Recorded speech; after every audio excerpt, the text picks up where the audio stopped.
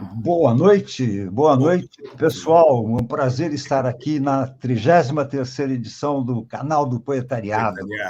Como vai, Hamilton? Tudo bem, e você? Quanto tempo? Muito frio. Ficamos um mês de férias depois do nosso terceiro aniversário, né? Um mês de férias. Não remuneradas. Não remuneradas, com certeza. Cara, mas hoje eu estou super feliz, porque nós vamos falar com um poeta. Eu fico até com inveja, viu, o Hamilton? Porque imagine só, rapaz, que eu não sei se eu vou conseguir reproduzir aqui, mas é um poeta que tem a particularidade de ser amado pelos seus leitores, e os seus leitores transformam a sua poesia em tatuagem. Vamos ver se eu consigo mostrar aqui. Eu vou tirar nós dois do fundo, só para o pessoal apreciar.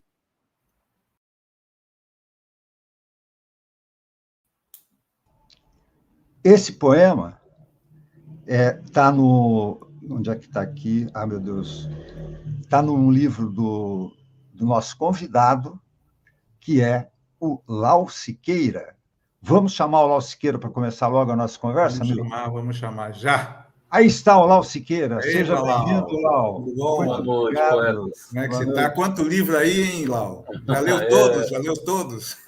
Quase todos. Eu acho que eu mais compro do que leio ultimamente. Ou esses livros aí que estão atrás são livros que você escreveu, todos eles? Não. Aqui tem CD, que eu fiz a besteira de jogar fora os meus LPs, mas os CDs eu não vou jogar. Opa. E livros, vários livros. Essa estante aqui toda é só poesia. Essa aqui e a outra é só poesia. Legal. Lau. Desculpa, Milton, fala. Não, vamos começar, né? Conversar. Não, é porque eu ia dizer exatamente isso. Eu não gosto de apresentar o poeta. Não, o poeta se apresenta. Eles que se apresentam, né? E aí, Lau, eu gostaria que você desse uma palhinha para a gente, mostrando quem é o Lau Siqueira, né? Isso que eu ia perguntar, quem é o Lau Siqueira? Cara, essa é a minha grande dúvida. Né?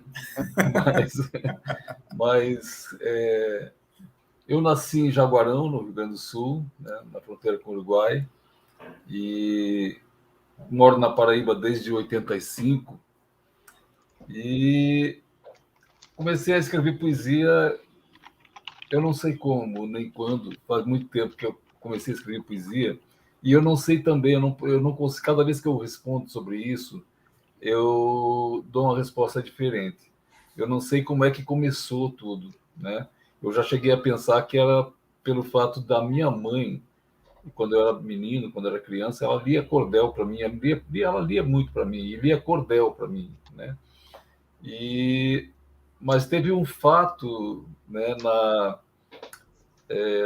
na minha infância, lá com 11, 12 anos, já quase pré-adolescente, que eu lia muito um autor chamado Sérgio Antônio Raupp, que é um cara que eu nunca mais ouvi falar dele. Ele escrevia literatura infanto-juvenil. E esse cara escreveu um livro chamado Sonhos de José, onde tinha um personagem que escrevia tudo que sentia o tempo todo, né? E eu comecei a imitar o cara, né? Depois que eu li esse livro, eu comecei a imitar o cara e estou imitando até hoje, né? Mas teve um momento da minha vida, em 1986, eu já estava morando aqui na Paraíba, e eu fui para Porto Alegre. Eu tinha casado com uma jornalista, e quando cheguei em Porto Alegre, me deparei com os 80 anos de Mário Quintana, né? Aí eu perguntei para ela, Joana Bellarmino, que era mãe da minha filha, inclusive, aí eu digo, Joana, vamos entrevistar Mário Quintana? Aí fomos entrevistando Mário Quintana para o jornal daqui, jornal O Norte, mas acabou saindo em vários jornais do Brasil e está num blog meu hoje. Aí uma das coisas que ele disse é que o poeta nasce poeta, né?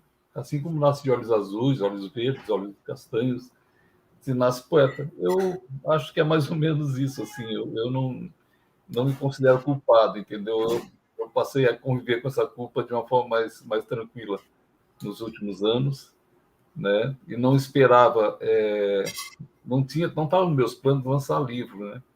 Na verdade, quando eu vim para Paraíba, a Joana quis lançar um livro de contos dela e poemas meus, e eu lancei meu primeiro aqui em 93, que foi o Comício das Veias. Convite das Veias. E depois, em 90... E aí eu pensei, pronto, parei aqui, né? Aí, em 98, um amigo meu, grande amigo meu, que vai aparecer aqui daqui a pouco, comentando o meu livro, que é o Antônio Mariano, ele tinha um projeto editorial chamado Trema, né? Ele, André Ricardo e Zé Caetano, 3 poetas daqui. E me convidou para lançar, e eu lancei o Guardador de Sorrisos, né? Foi um livro onde eu consegui desovar minhas experiências com a poesia concreta, que foram péssimas, né? Eu não fui, né? Eu gostava muito, mas eu confesso que a minha produção não me deixou tão satisfeito assim. Lau, Enfim, oi.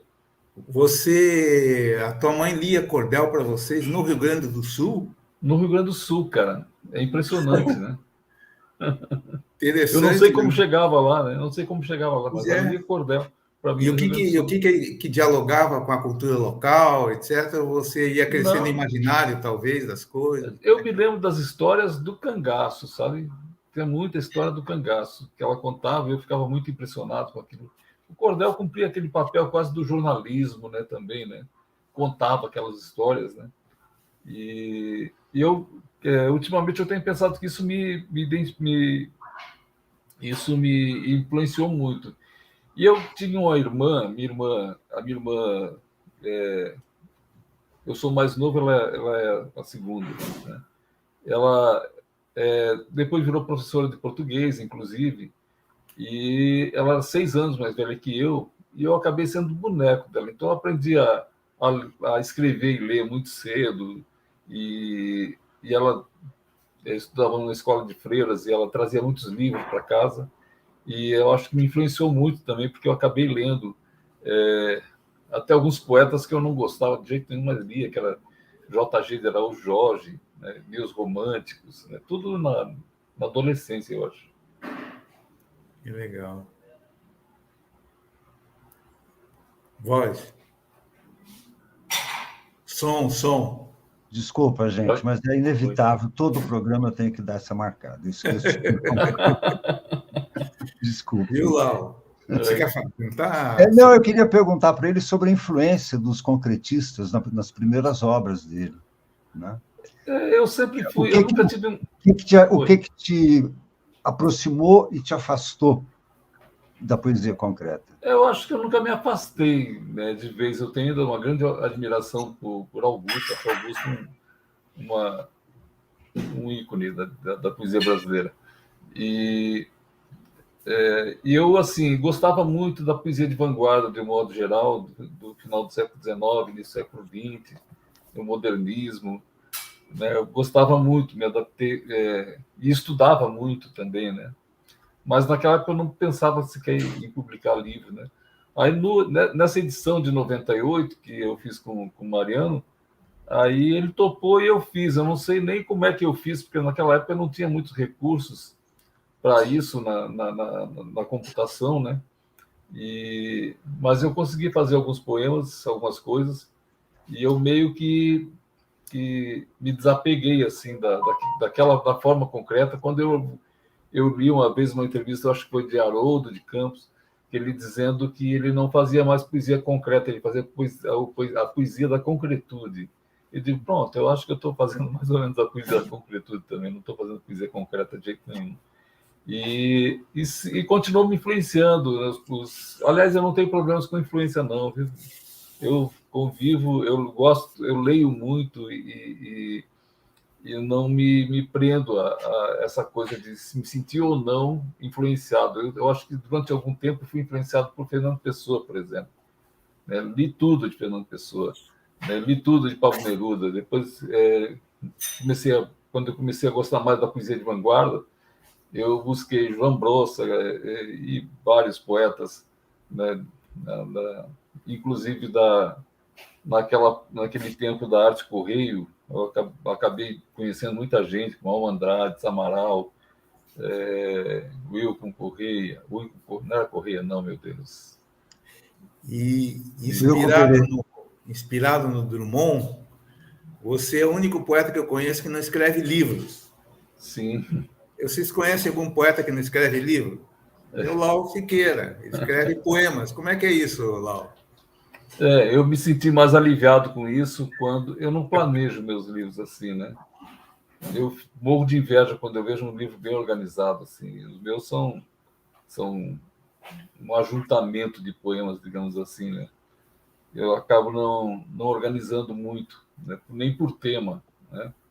E eu acho que uma das últimas entrevistas de Drummond, ele falou isso para a filha dele. Foi uma entrevista que ele deu para a filha dele, que inclusive está no Spotify. Aí ele disse, bom, se Drummond disse isso, então eu não preciso mais me sentir culpado por não escrever livro, né? Aí eu tinha uma tese para me esconder disso aí, eu tinha uma ideia que eu dizia assim, não, eu estou escrevendo um livro só publicado em capítulos, né? E eu acho que é uma boa ideia até. Agora, você não acha, porque a gente não entrou lá nos assuntos ainda da obra, mas eu queria saber o seguinte: você não acha que escrever poemas e escrever livros, às vezes não perde um pouco da unidade, do fio condutor daquela obra, etc? Você acha que não? Eu não sei se eu consigo, né, seguir um fio condutor de nada, sabe? Não, mesmo você juntando poemas, que tem Sim, um fio, juntando né? poemas. Não tenho certeza, muita certeza não, Hamilton. Sabe, eu acho que eu escrevo de uma forma muito anárquica mesmo, sabe? E publico de uma forma semelhante, sabe? Eu vou publicando. Por exemplo, meu primeiro livro, né, naquela época, em 93, era datilografado. Quando eu combinei com o Joana que nós publicaríamos o livro, eu digo, o critério foi o seguinte, foi pegar o que estava na gaveta. Licença, falhou a garganta aqui.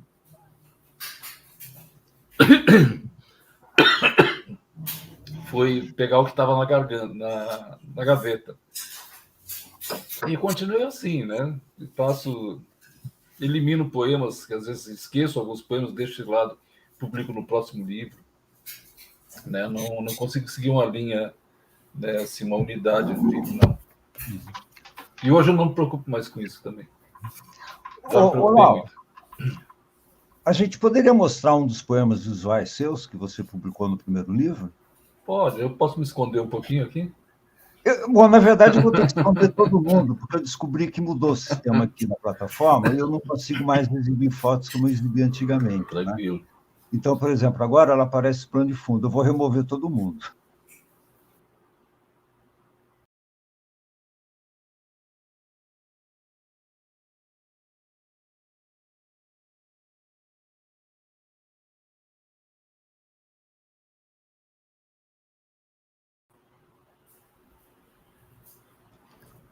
Bom, eu acho que deu um tempo suficiente para vocês darem. Mas aí tem uma influência concretista grande, né? De experimental, etc. Grande. É. Foi o momento do teu diálogo, né? Com o maior, com o Exatamente. Foi um momento de desova daquela experiência, né? Eu convivi muito tempo, li muito tempo os concretos, assim, fiquei muito impactado. Quando eu conheci os concretos, eu fiquei muito impactado. Eu não sei dizer quanto foi, mas eu acho que foi lá pelos anos 70, eu acho. Você tem um poema não visual, mas verbal desse primeiro momento, que é para ler para o nosso público, Lau? Desse primeiro momento? É. Eu vou ver aqui, para aí.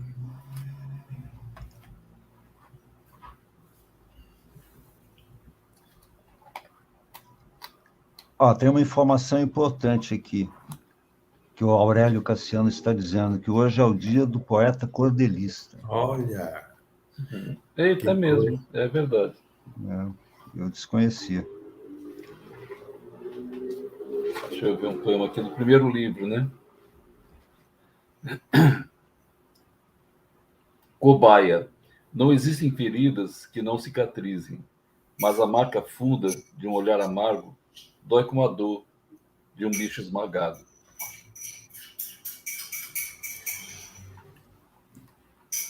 Vou ler um do segundo. Poemas noturnos. As folhas do coqueiro não dormem, balançam o sono do quintal. Nesse segundo Guardador de Sorriso, eu tenho também um que depois circulou muito, que é Os Predadores da Utopia. Dentro de mim morreram muitos tigres. Os que ficaram, no entanto, são livres. E tem um assim... Por que escrevo poemas curtos? Eu ando em busca do silêncio. Muito bom.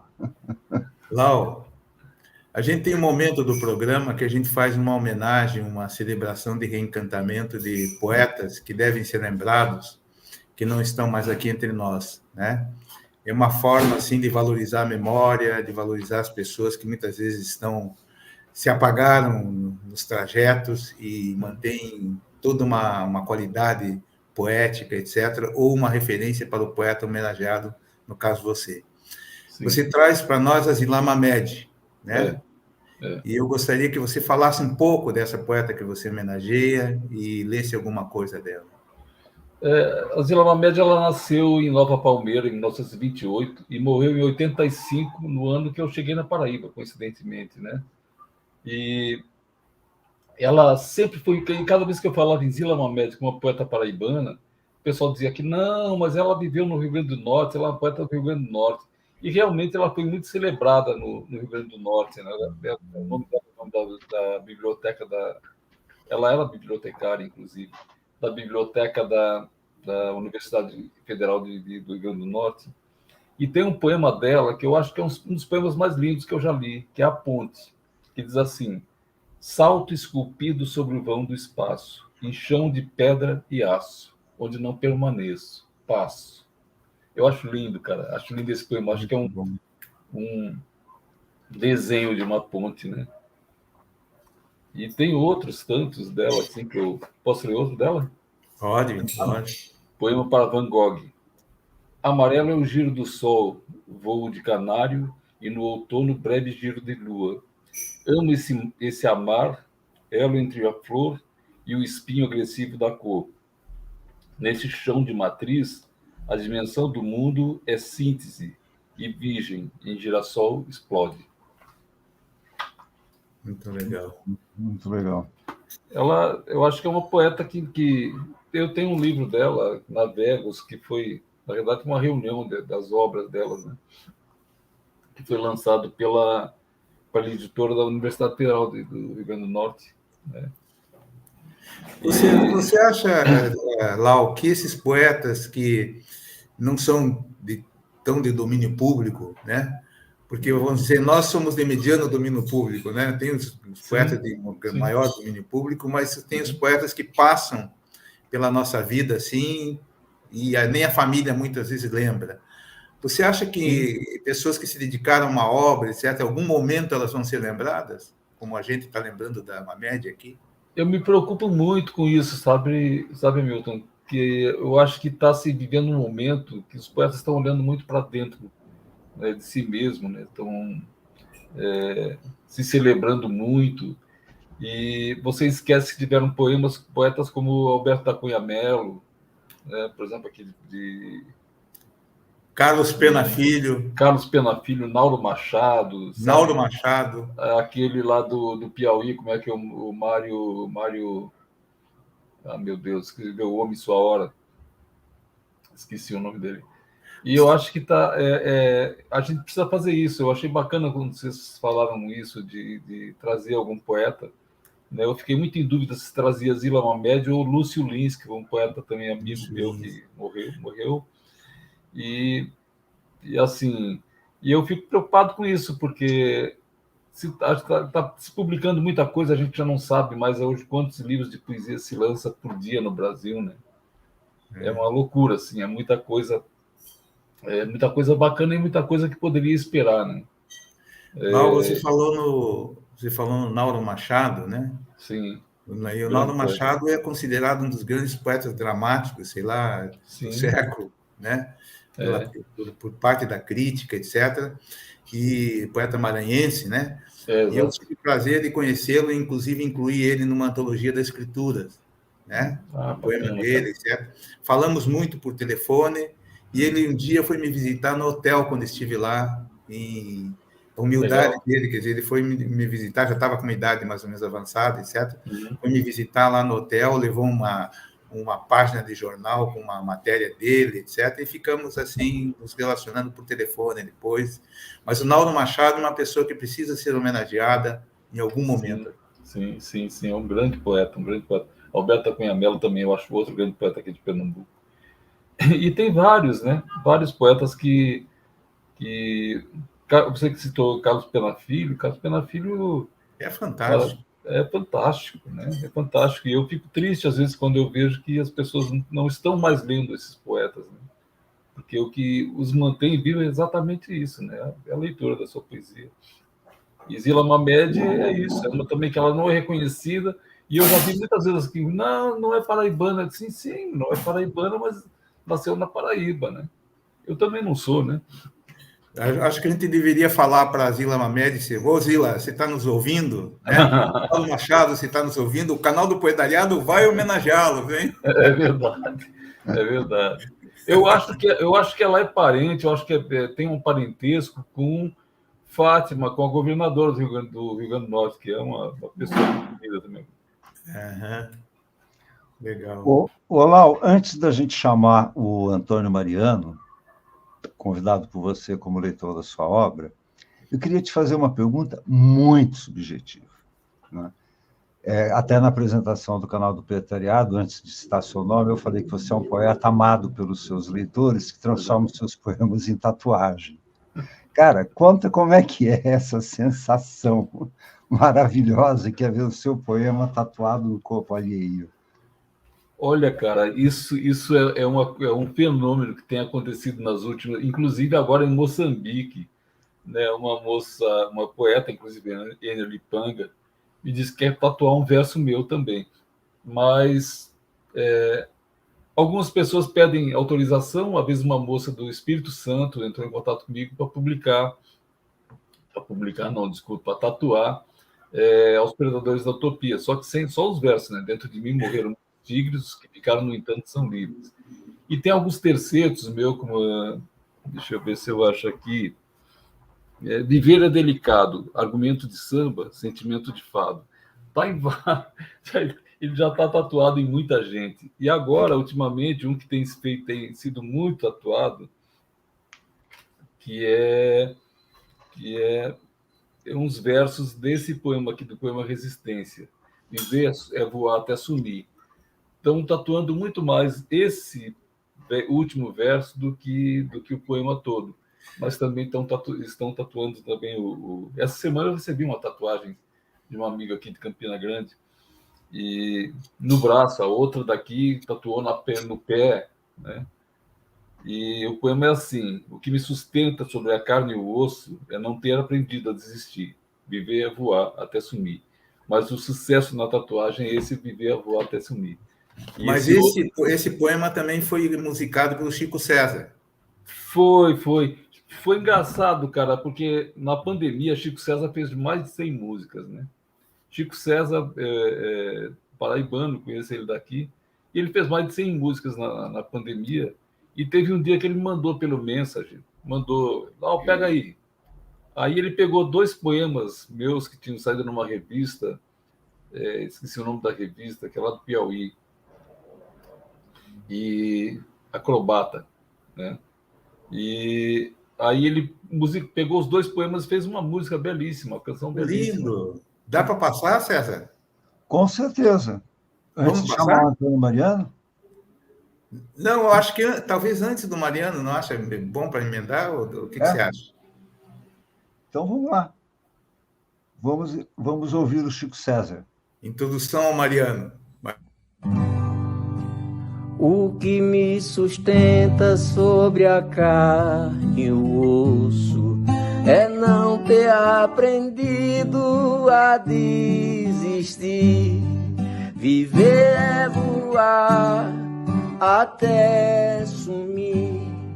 Viver é voar até sumir.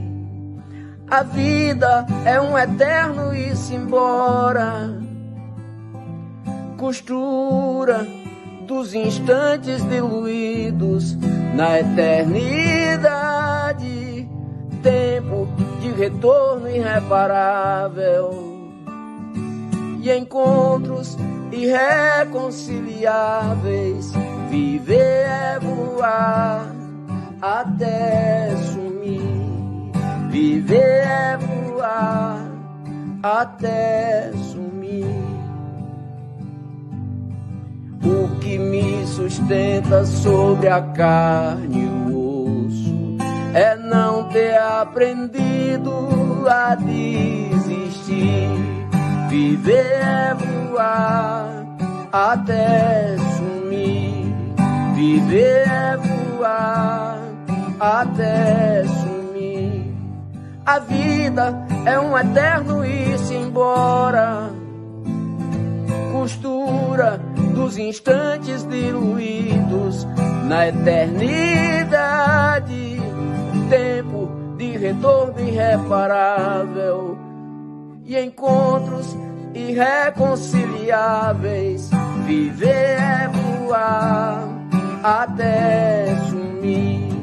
Viver é voar até sumir. Viver é voar até sumir.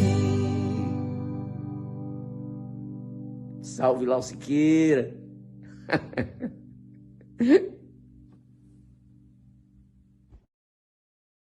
Muito lindo, parabéns. Muito lindo. Chico tem um bocado de história engraçada, cara. Como? Eu usei esse vídeo para divulgar o canal, inclusive. Muito bom, cara. Muito bom. Deixa eu contar uma história só antes de entrar, Mariano. Chico César me contou que quando assumiu a Secretaria de Cultura aqui na Paraíba, em 2010, acho que foi 2010, aí ele procurou Gilberto Gil para ter uns conselhos, né? Gilberto Gil olhou para ele e disse assim: cometa seus próprios erros. Eu achei fantástica a história. Muito sábio, Gilberto Gil, né? Bem Gil, né? Bem Gil. Bom, chegou a hora de a gente chamar o Antônio Mariano, que eu estou até ansioso agora para ouvir o Antônio Mariano falar sobre a obra do Lau Siqueira. Boa noite, Antônio Mariano. Seja bem-vindo. Obrigado. Olá, boa noite. Cá estamos. É uma alegria muito grande estar aqui nesse momento bonito e homenageando esse poeta tão querido que é Lau Siqueira, né? Um amigo que eu cultivo há muitos anos. Eu tenho lá o Comício das Veias autografado de 93, viu? Com data de 93. Então, a gente já se conhecia em 93. É verdade. E a gente se acompanhava e tal. Eu acompanhei a trajetória de Lau Siqueira desde o Comício das Veias, né, até esse Cabeça de Medusa aqui, além de ver os poemas que ele publica nas redes sociais e tal.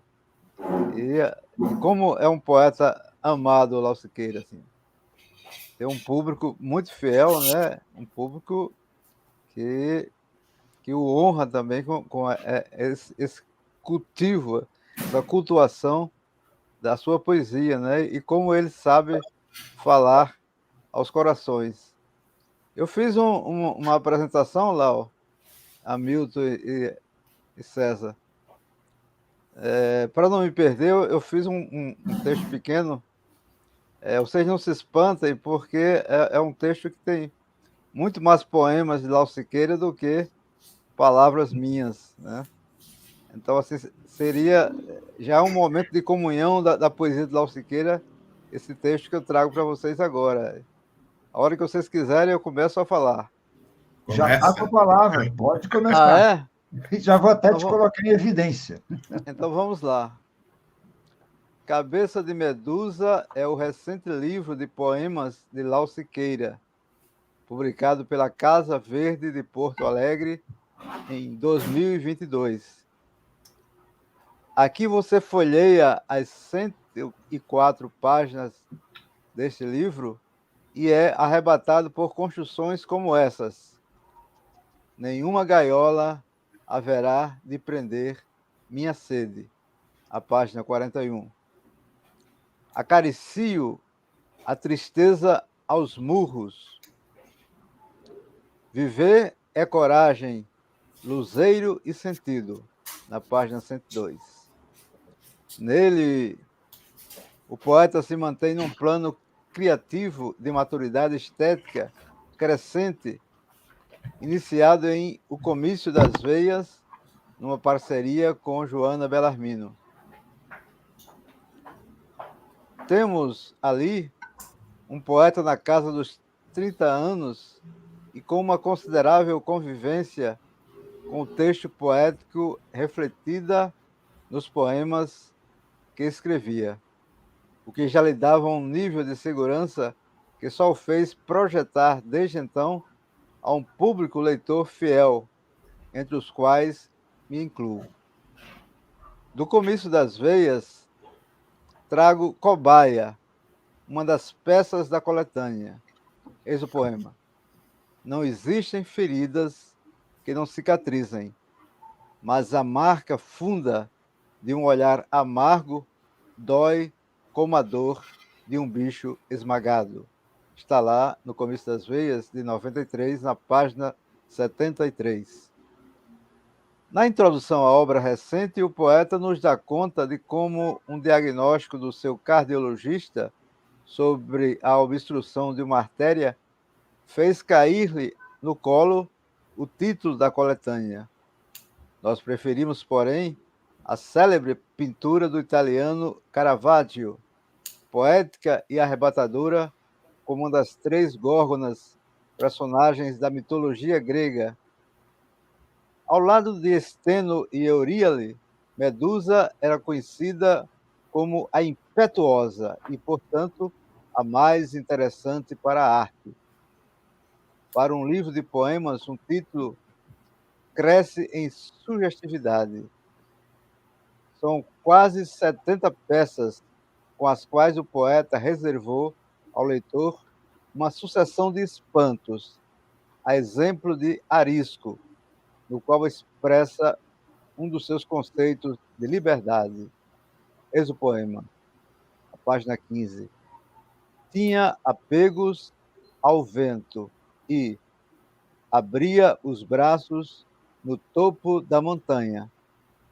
Colecionava imagens de folhas arrastadas, até sumir no voar cinzento. A reflexão sobre a vida e a morte são um dos pontos temáticos recorrentes na poesia de Lau Siqueira, como as duas faces de uma moeda. Imersão, na página 23, é um desses exemplos. Eis o poema.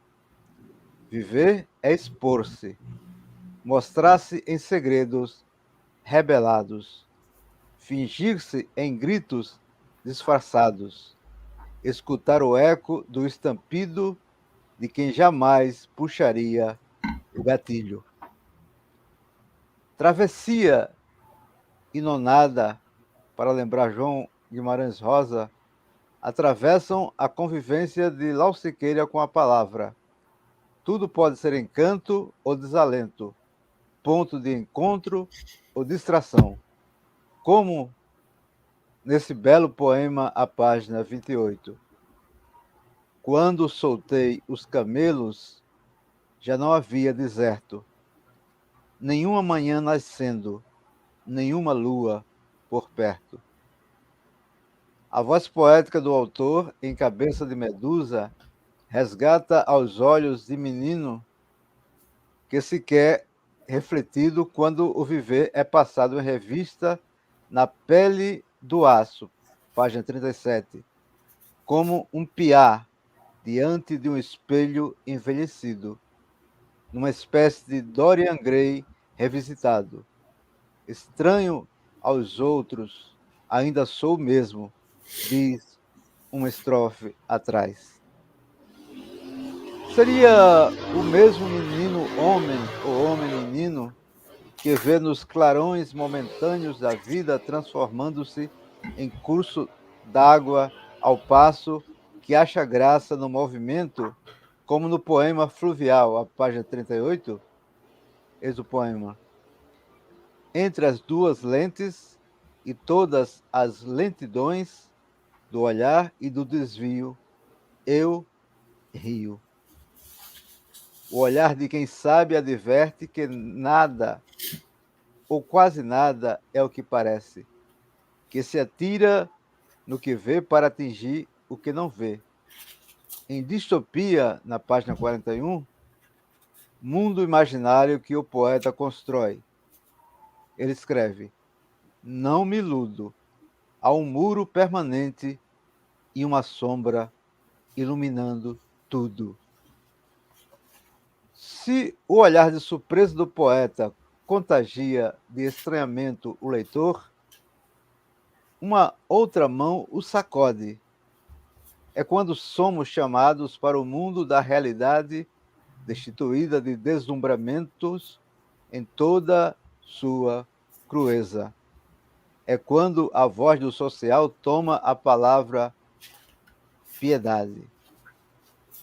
As serpentes da cabeça da medusa petrificaram na dança do tempo e deixaram esse retrato.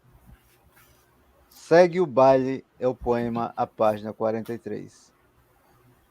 500.000 vidas não é nada. Multiplica por 20 parentes e amigos cada. No Brasil parece nada. Tudo parece nada. Se não dói, não desagrada. Devagar com o andor, a vida sobe de escada, a morte de elevador. A poesia de Lau Siqueira é pendular, um vai e vem de sentidos, fachos de luz no entra e sai, esclarece e confunde, como na canção de Tom Zé, se introjeta e se projeta, se inscreve para o de dentro e para o de fora no concurso da vida. Como Sargento Garcia, página 70, despido de lei e de ordem, subversivo como ato transgressor da escrita. O poema: teus lábios na minha pele, cálidos como as matilhas selvagens de um beijo. Meu pau solene feito um átrio cabaço, incontido de paixão e medo, no incêndio do teu hálito. Nenhuma voz crepuscular na medula do desejo, só uma nação de gemidos, enquanto a vida escorre no escarro dos sentidos. Derradeiro, página 78, não é, constatamos, o último poema da coletânea, mas pode servir de parada nesse passeio pela disposição espontânea das peças pelo autor. Serve de estatuto à sua associação poética, pleno de beleza, como o ato do passarinho nascituro que bica lenta ou desesperadamente o ovo em direção à existência exterior. O poema: não há medidas ao que voa. Uma vida inteira acaba em segundos, tal como um fósforo do incêndio às cinzas, relâmpago resumindo a tempestade. Uma poética do desconhecer-se é uma perspectiva para a reflexão a respeito da lírica de Lau Siqueira, uma poesia feita mais de assombro que de conforto, mais de perplexidade que de certeza. É a natureza do material que lhe serve para a construção dos poemas. É nesse desconhecer-se, nessa contradição intencional no sentido de pretender estranhar-se sem alienar-se, que o poeta tem consciência de si e do mundo referencial. São, certamente, essas fingidas surpresas, para lembrar Fernando Pessoa, que dão corpo ao que alimenta o seu ofício.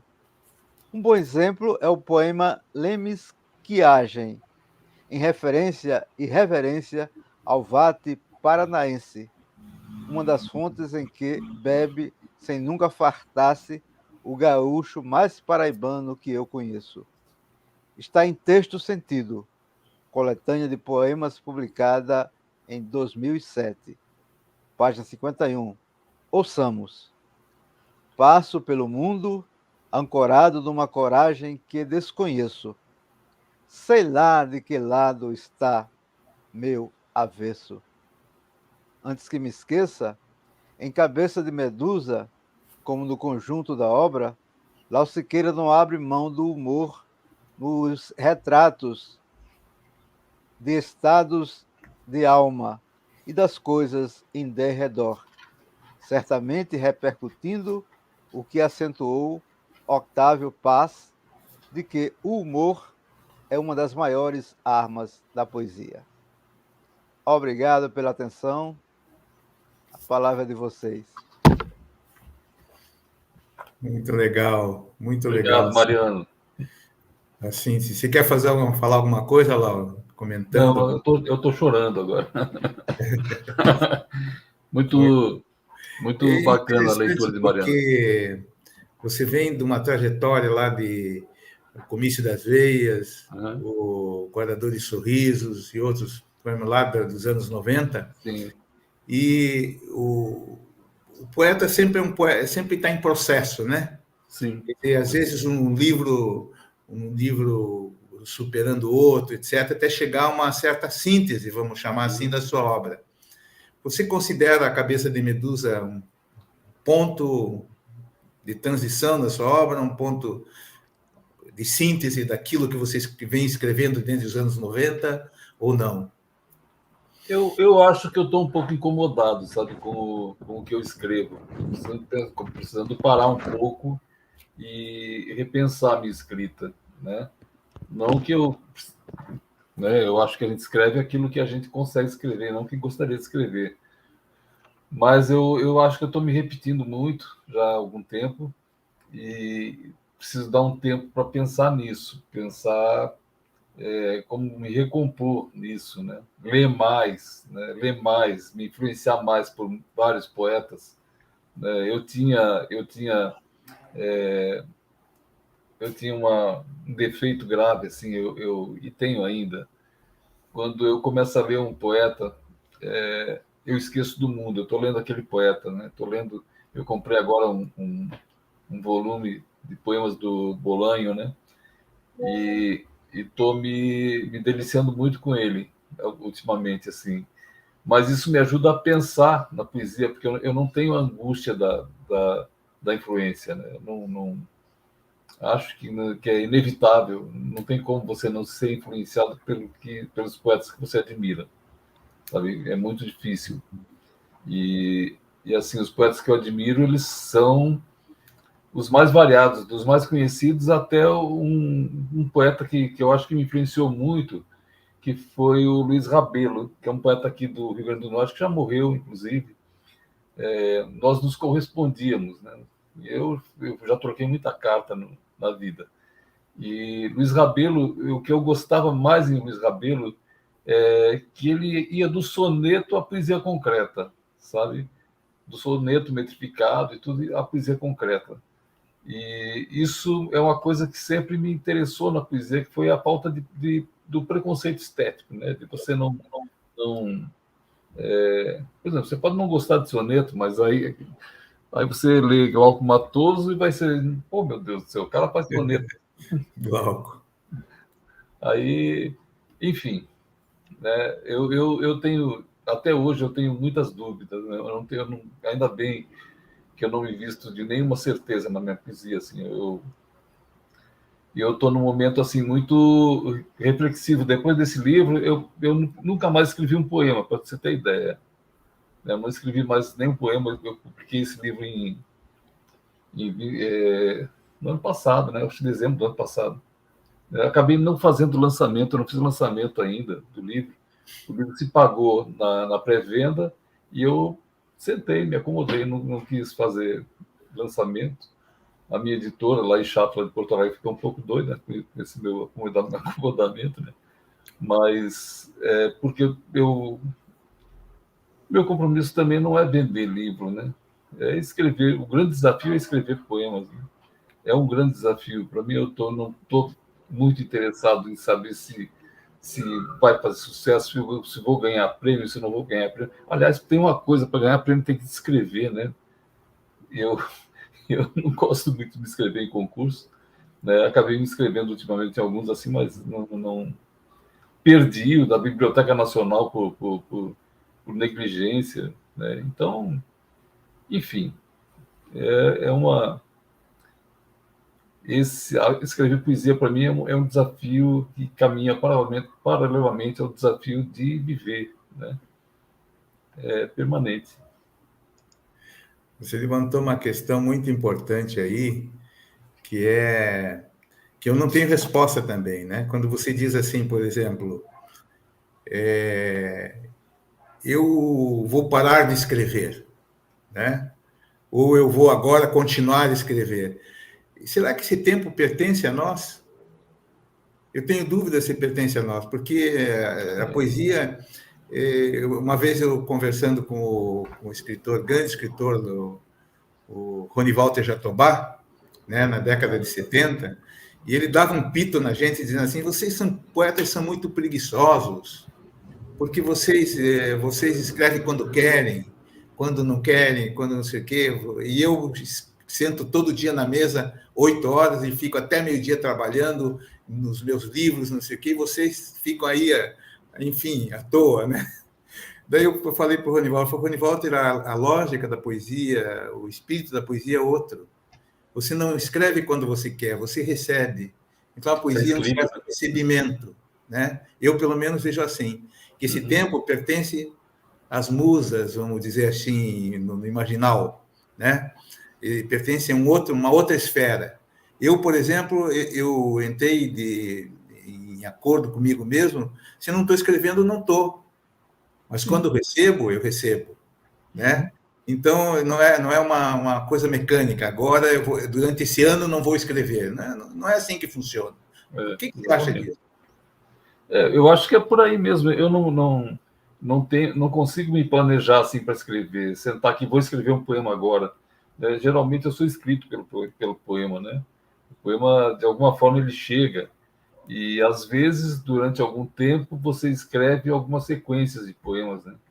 E não quer dizer que sejam bons poemas. O tempo da poesia realmente é um tempo diferenciado, é um tempo... e eu discordo muito de alguns amigos que acham que é só uma atividade racional. Não é uma atividade racional, né? Até porque a gente é feito de tanta coisa, né? De intuição, de tanta coisa, de tanta surpresa, de tanta leitura, principalmente.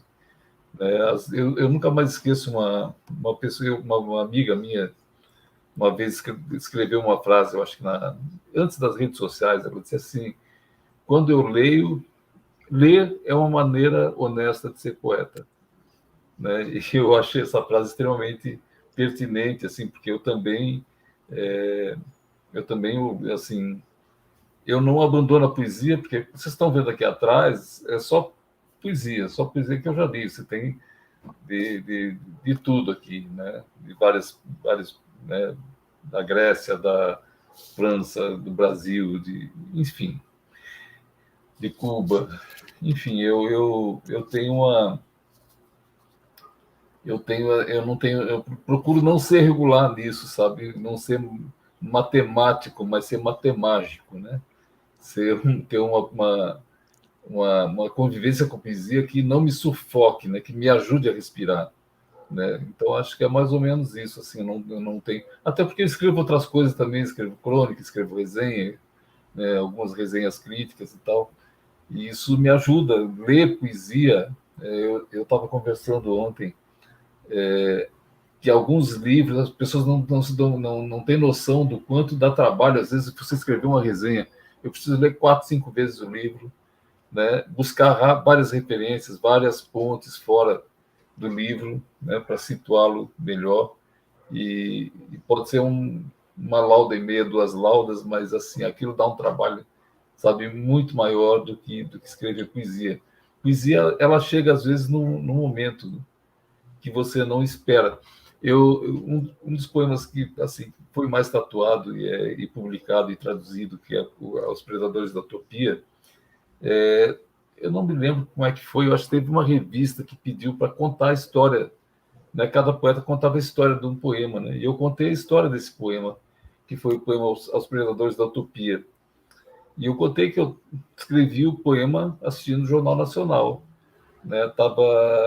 Era nos anos 90, início dos anos 90, no governo Fujimori do Chile, né? O Fujimori do Equador, não, Fujimori é do Chile, não, é Do Peru. Do Peru. Aí ele tinha apresentado um guerrilheiro do Sendero Luminoso dentro de uma jaula, Abimael Guzmán. Sim. Né? E eu fiquei muito chocado com aquela cena, né? Com aquela cena. E eu escrevi esse poema. E esse poema já teve outras interpretações aí de vários movimentos, várias leituras dele. Né? E quando eu contei essa história, uma amiga minha ficou decepcionada comigo. Assim, pô, quer dizer, a história é essa? Uma história banal, você está no Jornal Nacional. Eu disse, mas era. Né? O poema não escolhe o momento, né? Pode vir de uma forma ou de outra. Né? Tem poemas que... eu acho que tem um poema que eu escrevi passando no mercado público do bairro que eu morava. Isso eu acho aqui. E eu vi alguns meninos, né, se cobrindo, né, de chuva, numa madrugada de chuva, né?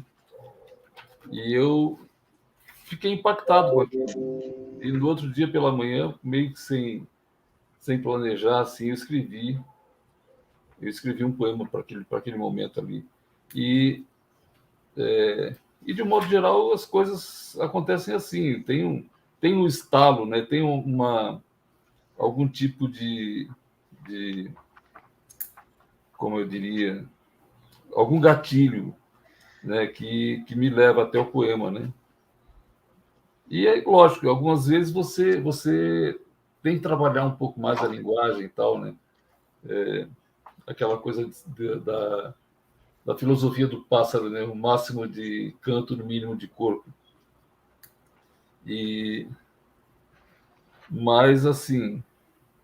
Mas eu não tenho regra nenhuma. Eu não achei aquele poema, vou ler outro aqui, ó, razão nenhuma. O que escrevo é apenas parte do que sinto. A outra parte, finjo que minto e acredito. Totalmente pessoano, né? Totalmente influenciado por Fernando Pessoa. E é isso. Eu acho que foi Engordador de Sorrisos que eu... Aqui, pornografia brasileira. Madrugada, 3 meninos ajeitam seus lençóis de sacos e jornais no mercado público de Mangabeira. Chove. Foi uma cena extremamente dilacerante, assim, de ver aquelas crianças. Eu tinha 2 filhas, mais ou menos da idade deles, né? E aquilo me chocou muito, né? Então, eu acho que o poema tem muito de racionalidade, mas ele tem muito de estranheza, né? Seja lá o que for estranheza. Né? Ele tem muito assim, de você de desvendar e de desvendar o mundo, né? De ver o mundo. Enfim, eu fico com uma explicação de Cortázar, né, sobre isso. Né? Ele disse que o poema, o que explica a poesia, como é que ele diz? Ele diz que tudo que fica de fora do que se diz quando se tenta explicar o que é poesia que é exatamente a poesia. É poesia. E era mais ou menos isso que ele disse. Enfim, é desafiador sempre. O Borges dizia assim, quando me perguntam o que é poesia, eu não sei o que é poesia. Quando não me perguntam o que é poesia, eu sei o que é poesia. É verdade. Olá, pelo que você acabou de dizer, para escrever poesia, você tem que se sentir do avesso, mais ou menos como esse poema seu do livro Cabeça de Medusa, que eu vou ler agora, profecio. Quizá um dia me perco, por enquanto, de começo em começo, apenas me viro do avesso. Maravilha. Você tem que sentir meio do avesso para escrever poesia, é isso? Tem, exatamente. Você se coloca do avesso naturalmente, né? Você não sabe, às vezes você não sabe. você não sabe o que vai sair do outro lado, né? Aquela coisa meio eu estou tentando chamar, o Mariano tinha falado no... Outra coisa que me inspira muito, me leva muito a escrever, são imagens, né? Eu já fiz poemas para fotos, que eu fiz a foto, gosto muito de fotografar, e acaba saindo poemas, como Tapera. O tempo é uma casa desabitada e esquecida no meio da estrada.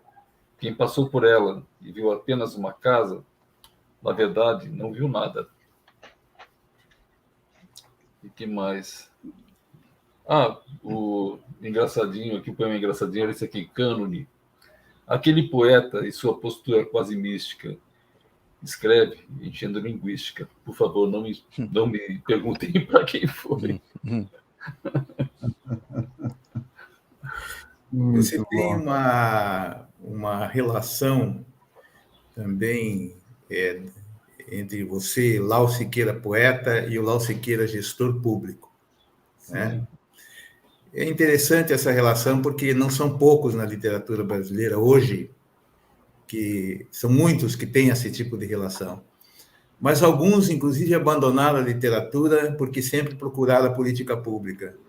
E outros se aproveitaram do impulso da política pública para conhecer a diversidade e enriquecer mais a sua obra, que eu acho que é o seu caso, porque você foi presidente de uma fundação importante de João Pessoa, do município e também do Estado, né?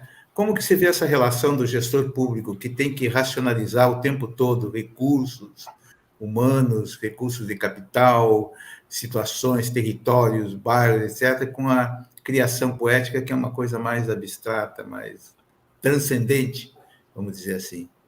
Porque o Mariano também responderia essa questão, né? Sim. Tem vezes que teve momentos que eu li muito mais processos do que livros e poemas, né? Mas também as situações vividas, eu vivi como poeta, eu fui gestor sem deixar de ser poeta, sem deixar de me vestir de poeta na vida, né? E isso, quando eu vivia alguma situação, né, uma vez, junto com a Defesa Civil, por exemplo, eu estava numa comunidade aqui, João Pessoa tem um Rio Jaguaribe, que corta a cidade de ponta a ponta. E eu escrevi um poema para esse livro, para esse rio. E outras vezes também numa área como Porto do Capim, eu acabei escrevendo um poema para Porto do Capim também. Tinha uma luta das mulheres do Porto do Capim contra um projeto da prefeitura que queria derrubar. Era uma comunidade ribeirinha, né? Queria acabar com tudo para modernizar, né? E assim, eu nunca precisei deixar da poesia para ser poeta. Inclusive, eu publiquei livros na gestão pública. Em 2007, eu publiquei O Texto Sentido. Em 2011, publiquei Poesia Sem Pele. Em 2015, publiquei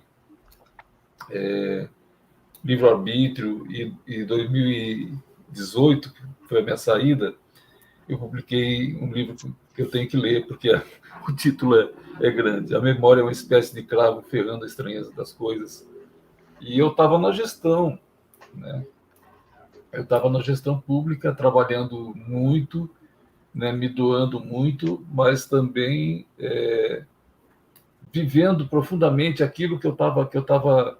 Porque a gestão pública, você trata com o quê, cara? Você trata basicamente com pessoas, né? Tudo é para pessoas, né? Qualquer coisa que você faz na gestão pública, sabe? E se você olha por esse lado, você vai encontrar poesia em tudo que é lugar. Como aquele poema que eu li, Tapera, eu estava viajando para Mãe d'Água para, né, ajudar a organizar uma festa literária.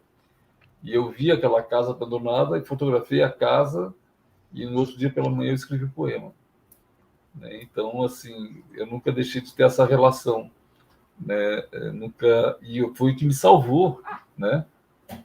Foi o que me salvou, até porque, assim, a gestão pública para mim foi um ciclo, né? Que abri e fechei, sabe? Saí com todo remendado, mas de cabeça erguida, né? E, enfim, né? A poesia, na realidade, foi o que me salvou para a vida, assim, sabe?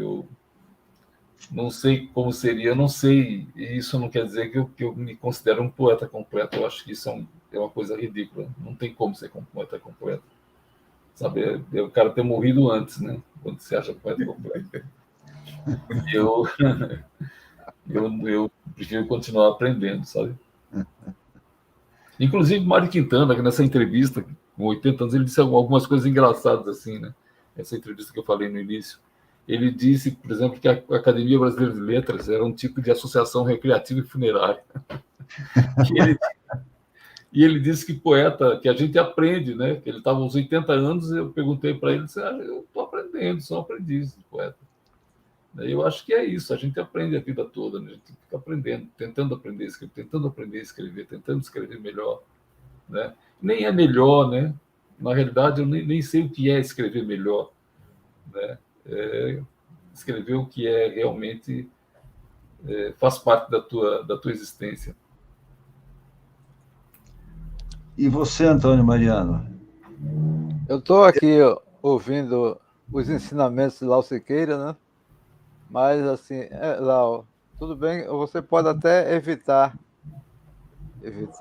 expressões como escrever melhor, mas eu acredito que a convivência e a intimidade com a palavra, com o verso, com a poética de nossos contemporâneos e dos que deixaram uma herança poética para nós, ela faz com que a coisa flua melhor, talvez, né? E eu vejo muito isso na tua poética, inclusive. A tua poética, ela tem muita fluidez, né? É uma coisa que sem travas, né? Uma coisa que desliza naturalmente. E eu estava me lembrando, quando a gente se conheceu lá atrás, tu eras totalmente avesso a falar em público, né? E também a ler poesia também em público, né? Teus poemas. E você, com o tempo, você foi se impondo esse desafio e hoje lê poesia, né? Participa de lives, de saraus e tal, naturalmente. Então, tudo isso também é uma questão de convivência, de exercício, né? Esse começo de ler poesia em público, cara, foi um negócio desafiador, porque eu tinha que beber para ter coragem para ler, sabe? E quando eu bebia, eu ficava cego, não conseguia ler. Então, sempre foi dramático. Hoje está mais tranquilo, eu consigo ler, né, mal e porcamente, mas consigo ler poemas, sabe? Só que não bebe mais, né? Não. E hoje eu leio com mais, assim, perdi o medo do ridículo, né? Não é coisa do... Pois é. Bom, meus queridos, chegando a nossa hora, né? Eu, como youtuber, eu sou um péssimo youtuber, porque normalmente o youtuber, no começo do programa, pede para o público se inscrever, acionar o lembrete, e eu esqueci disso completamente, mas aproveito. A gente tem aqui na plateia, os nossos espectadores, muitos que estão pela primeira vez assistindo ao programa, então convido esse pessoal a se inscrever no canal, porque é uma forma da poesia também ser divulgada, né? O nosso canal no YouTube, além de ficar gravado esse programa aqui, como todos os demais que a gente já realizou, a gente também tem, volta e meia, vídeos, poemas sendo publicados, divulgados no nosso canal. Então, convido a todos para se inscreverem, curtirem o nosso programa, isso também é importante. Essas coisas que todos nós, no mundo digital hoje, sabemos, né, mas precisam ser lembrados. Quero agradecer muito, Lau Siqueira, você ter aceito o nosso convite. Foi um prazer conhecê-la, ainda que visualmente, né, porque a sua obra eu já conhecia há um bom tempo. Muito obrigado, né? Antônio Mariano, obrigadíssimo por aceitar o nosso convite, viu? Adorei muito a sua leitura, inclusive, dos poemas do Lau Siqueira, deram para a gente um brilho extra, né, nesse programa. Viu? Muito obrigado, e espero vê-los em novas oportunidades aqui no canal do Poetariado. Hamilton, com você. Eu também quero agradecer, eu acho que o César já falou tudo, mas também eu tenho uma sensação, assim, em relação ao Lau Siqueira, que nós já nos conhecíamos antes, sem nos conhecer, né? Verdade. Tivemos em situações já juntos, mas sem nos identificar quem é quem, mas sabendo quem é quem. Então é uma coisa misteriosa como a poesia, mas isso nos dá uma intimidade grande e me identifico muitas coisas, literariamente mesmo assim, da sua concepção de poesia, de vida, a relação poesia-vida, né? E com tudo que o Antônio também falou de uma forma tão brilhante, assim, sintética da sua obra. E agradecer essa diversidade, essa riqueza que você nos traz e que o programa traz nesse momento de hoje. Muito agradeço, grato, muito grato. Eu que agradeço muito, cara, porque, na verdade, eu assisti quase todos os programas né? Fiquei muito surpreso, muito feliz quando o César fez o convite, porque, claro que eu digo, se o dia me convidasse ia ser ótimo, né? Mas chegou o dia, me convidou assim, e eu fiquei muito feliz com esse convite, porque eu admiro muito esse trabalho de vocês, que vocês estão realizando, que é, na verdade, um mapeamento da poesia contemporânea, né? Que é super importante, usando uma mídia que a gente precisa usar bem, né? Então, assim, é um trabalho extremamente digno, né? E muito feliz com o meu amigo Antônio Mariano, um amigo de muitos anos, um amigo muito querido, que topou e que conhece bem meus livros, conhece bem me conhece muito bem também, né? E eu fiquei muito feliz com essa noite, com essa convivência com vocês. Muito obrigado. Sabe, eu não tenho palavras, mas vou dizer um poema para me despedir, certo? Opa! Sertânica. Metade era soco, outra metade sopro. E tudo era tanto, pro meu coração tão pouco. Muito legal. Maravilha. Eu gostaria também de dar uma palavrinha, primeiro para elogiar a forma como vocês conduzem o programa, né? O formato, a leveza, né? que vocês passam, né? para quem está assistindo, principalmente. Eu acho que quem assistiu do início permaneceu fiel aqui na audiência, né? Porque vocês têm essa habilidade de trazer assuntos, né? Com leveza, com alegria, com muito brilho, né? Então, assim, foi uma satisfação, uma honra muito grande ter trazido algumas palavras sobre a poética de Lau Siqueira. Aqui eu agradeço também o convite, né, de estar aqui nesse momento tão importante. E eu desejo vida longa para o canal do Poetariado. Obrigado. Agradecemos. Agora, a leveza, eu acho que vocês dão essa leveza. Se vocês fossem duros na queda, seria muito difícil ser leve. É verdade. Bom, e por último, eu quero agradecer ao público, que, de fato, o Antônio Mariano está correto. O público se manteve fiel. Olha, nesse horário o pessoal costuma cair fora, né? Mas a gente não perdeu a audiência. Agradeço muito essa atenção, né? E, claro, o mérito é do Lau Siqueira e do Antônio Mariano. Muitíssimo obrigado mais uma vez e até a próxima. Mês que vem tem mais canal do Poetariado. Um grande abraço a todos. Abraço. Beijão para vocês.